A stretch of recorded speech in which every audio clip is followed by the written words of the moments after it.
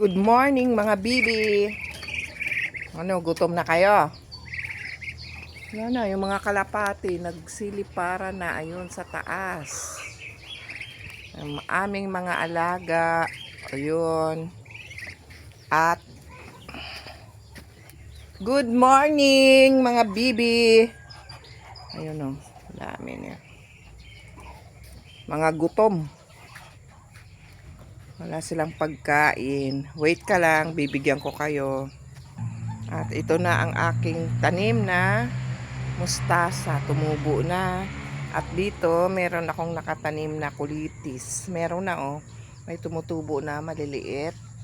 Ang aking okra, yan. Ang aking talbos na gulayan ko na yan. Ang aking alugbati at may tumubo din sa wakas. Yan. At ito na po ang ating tinanim dito sa aking ginawang hanging yan, buhay na ang aking mga mustasa. At ito naman ay pechay. Yan, nabuhay na rin. Ayan na. At dito sa baba, yan, kulitis. Mga spinach po yan. Ayan, buhay na din. Okay, at least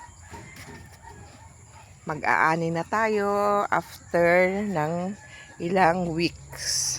At dito, ang aming talbos, ay yung aming kamote na naglalaman. At dyan, may tanim din akong kulitis. Dyan sa gilid, sitaw. Titingnan natin kapag tumubo. Dito, nagtanim kami ng pechay.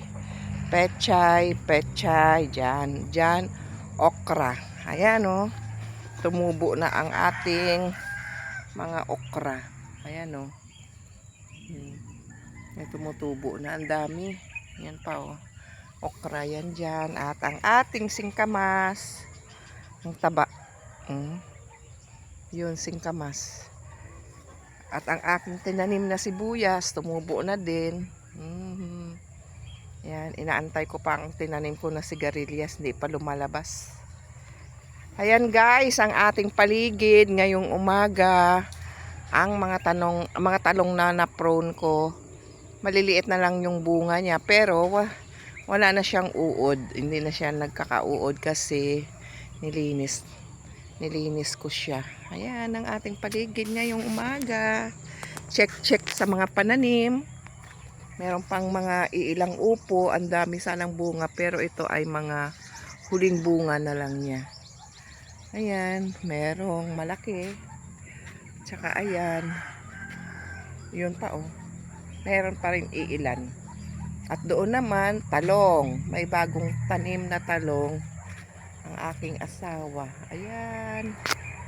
Yan ngayon ang ating paligid na abang-abang na lang tayo sa pagha-harvest.